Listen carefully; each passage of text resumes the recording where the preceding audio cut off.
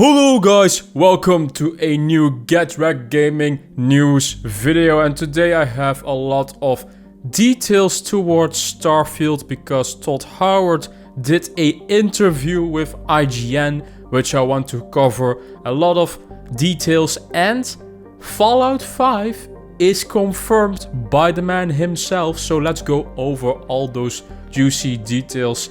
And something weird was happening towards Rockstar.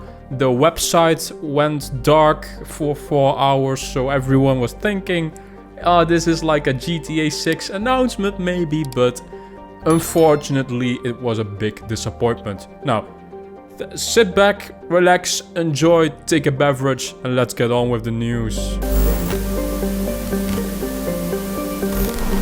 So, the first thing that I want to talk about is some Bethesda juicy Starfield info that we got from Todd Howard himself. IGN did an interview with Todd Howard and we got some very juicy details from this interview. And the biggest one is the fact that Fallout 5 is real. Well, it's not being worked on, but Fallout 5 is planned for after Elder Scrolls 6, and it's confirmed by Todd Howard himself. But the other thing you said, yes, Elder Scrolls 6 is in pre-production, and we're going to be doing Fallout 5 after that. So our slate's pretty full going forward for a while. We have some other projects that we look at from time to time as well. And I'm already guessing back at the studio at Bethesda Game Studios, they are like, Todd, what the hell are you doing? Don't confirm Fallout 5 yet, please. We still have to make Elder Scrolls 6, They aren't doing anything with Fallout 5 probably at the moment, but it probably has like a one-pager or like some sort of pre-production for maybe the story that's being done. Basically, Todd Howard did confirm that the plan is that Fallout 5 will come after Elder Scrolls 6. That's going to take a very long time because Elder Scrolls 6, don't expect that for a very long time. Maybe like 2026 or 2027. The fact that they want to do probably DLC for Starfield, keep that also in mind. So we might see DLC for Starfield in 2024 and 2025, and then at the earliest we might get Elder Scrolls 6 in 2026. That's what I hope, because listen, I am already waiting a very long time for Elder Scrolls 6 myself, and I don't want to wait another fucking decade. I'm already waiting a decade. It's a decade ago that Skyrim came out. I'm a big Elder Scrolls fan.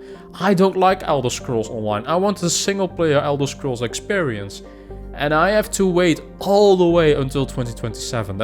Or 2026. It's becoming a big problem. And that's also not for Bethesda, that's also for Rockstar with GTA 6. That's a whole nother discussion. That's not for this video, of course. Let's go over all the juicy Starfield details that we have. Starfield will have more handcrafted content than other BGS titles. Amid a huge amount of new information on Starfield from the Xbox Bethesda showcase, likely the most discussed detail was Todd Howard's announcement that the upcoming sci-fi RPG will include 1,000 fully explorable planets. Howard told us more about the game's approach to procedural generation and what it offers, and assured us that the players can ignore them in favor of a huge amount of fully handcrafted content if they want to. Of course, this game isn't going to be an exact replica of No Man's Sky or something where everything is procedurally generated. And the thing is, you guys have to know, Bethesda has always worked with procedural generation in some way. They used it heavily in Oblivion. They even used it in Skyrim to the extent of quest lines, the Radiant quest lines. So they will use it again here as well, but for the planets. Of course, not every planet is going to be fully detailed, and there will be many planets that are just empty wastelands, like an ice planet that's just full of ice. I mean, that's just towards the realism, because in real life we wouldn't colonize every planet as well, because there would be no resources there. But what will probably happen is you can explore all these planets and land on them, and most planets will have some sort of dungeon or quest line related to them, but not every planet. And some planets will just be empty for the building feature, because there is this big building feature that Starfield will have, where you can build your own bases and settlements and stuff like that. So there is also on purpose a lot of empty planets for you to build on.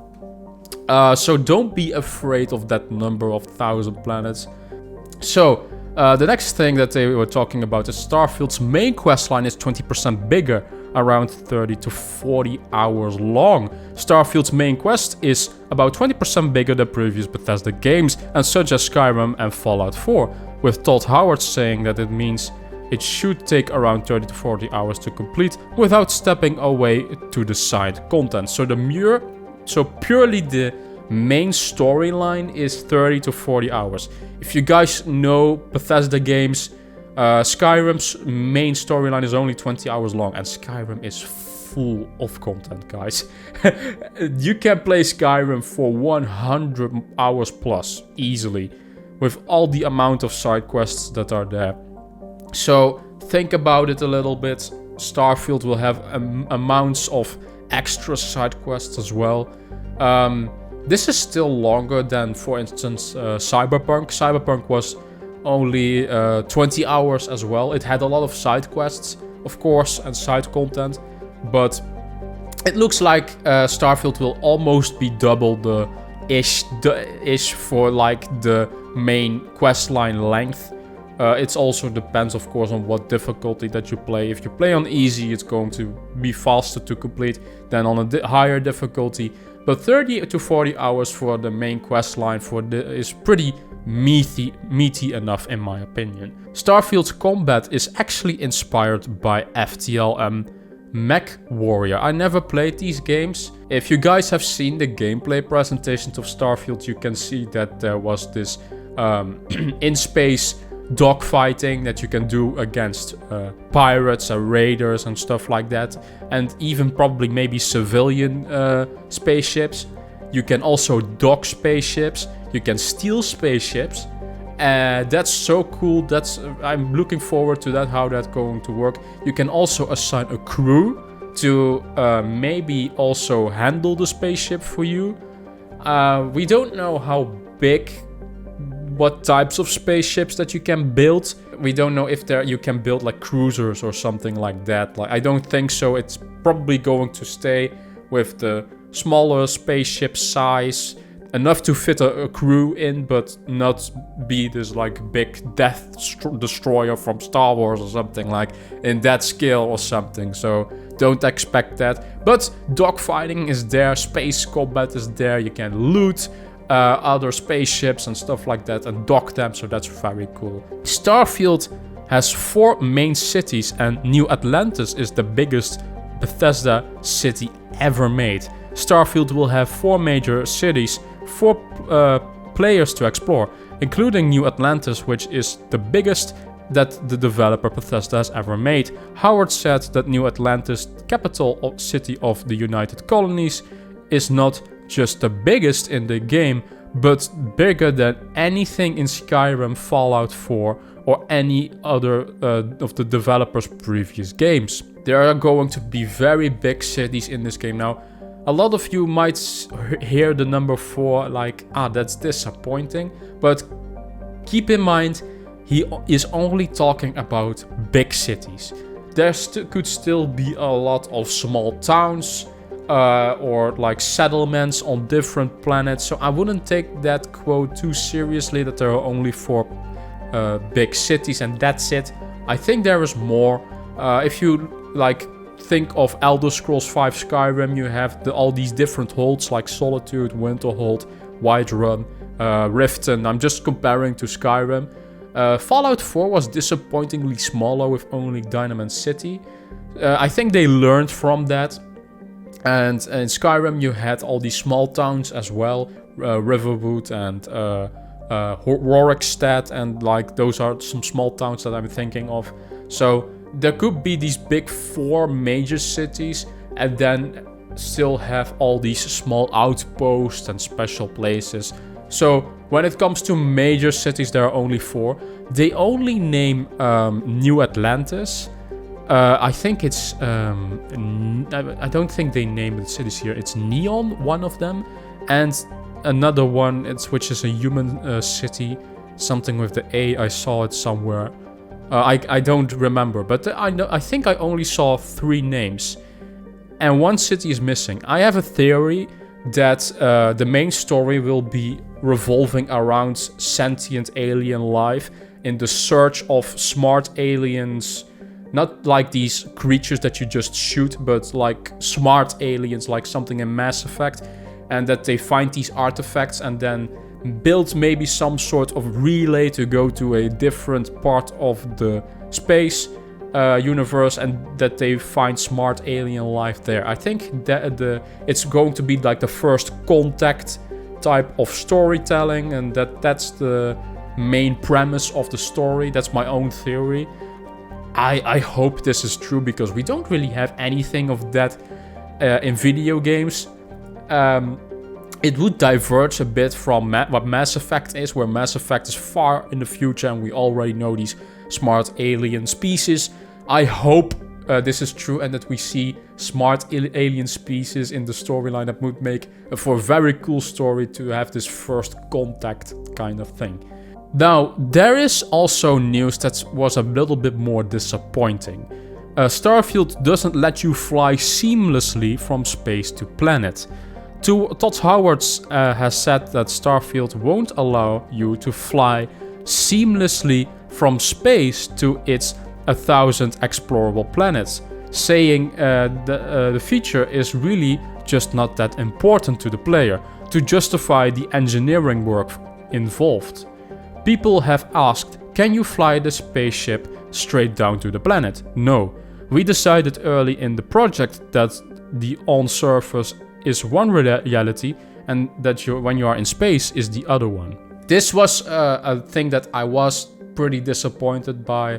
I was expecting that you could fly from the planet towards space, or from space to a new planet. I thought that would be a big part of the space exploration kind of stuff. And if No Man's Sky can do it as an indie game, why not a AAA studio like Bethesda? Maybe it's the engine, like the creation engine, that it's difficult or something. I can tell you there are going to be modders who are going to fix this, and they're going to probably put out a mod that you can fly from the atmosphere to the planet. I wouldn't be surprised. But I found this very disappointing. It's part of the space exploration to see like, hey, I see that star over there and I'm on this planet. I want to go there. Go into my ship, fly upwards through the atmosphere to space and then to that planet. Especially because of the fact that Bethesda games are very exploration heavy. I find this pretty disappointing. But, you know, fine. The most important thing is that they focus on the RPG mechanics, because it's an RPG game first and foremost, so they need to get those things right. And to be honest, we can explore everything. We can explore the whole planet, and we can explore all these other planets. So it's not that it's a big deal breaker, but I was disappointed with that. I wanted to just go into my ship and fly. I wanted basically to have a better No Man's Sky in some way, because No Man's Sky for me was boring with just only mining resources, and the fact that you can do that in No Man's Sky was always so amazing to me, that you can just go into the ship and fly. A lot of people said like, this is going to get boring and repetitive after a time and it's a better choice.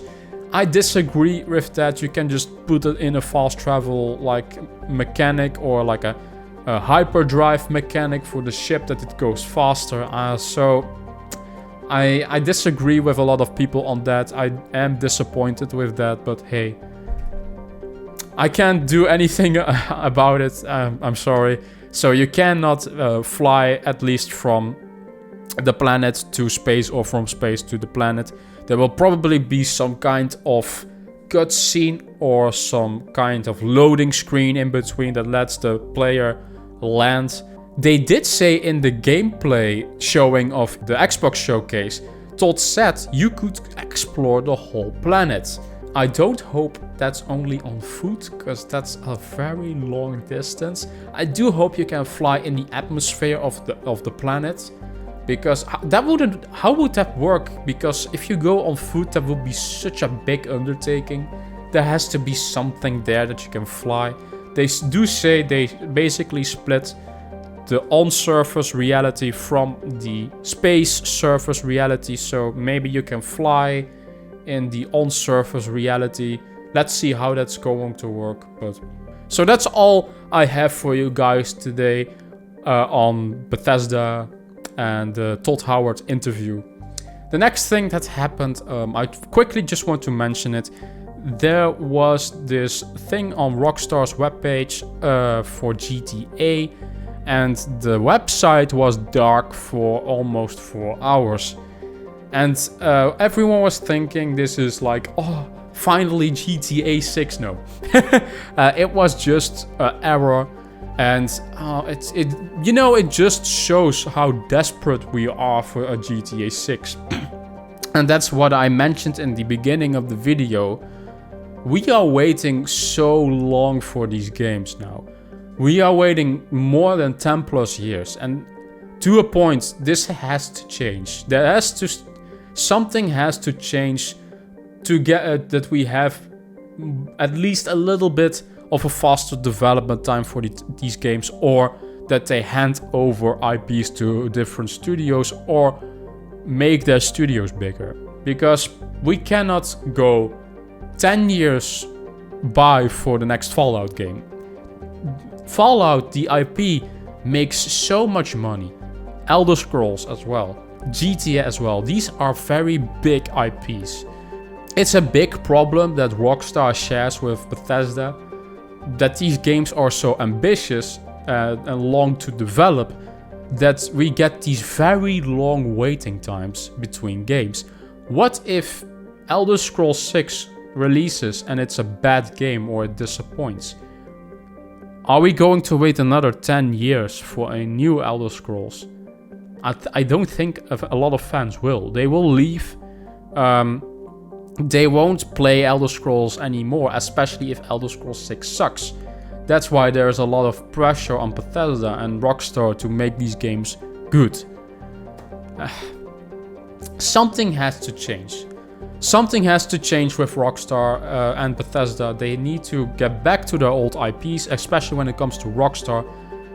Get more studios. Get these studios to make a Bully 2, to make a GTA 6, to make a Red Dead Redemption remake. You know, we got to have more games in a little bit of a smaller time.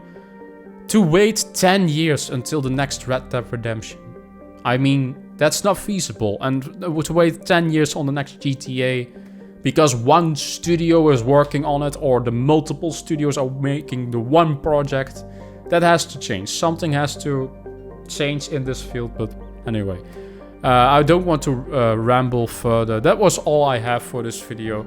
Thank you guys for watching, as always. What do you guys think of the whole Starfield news? Are you excited for Starfield about these details that you hear?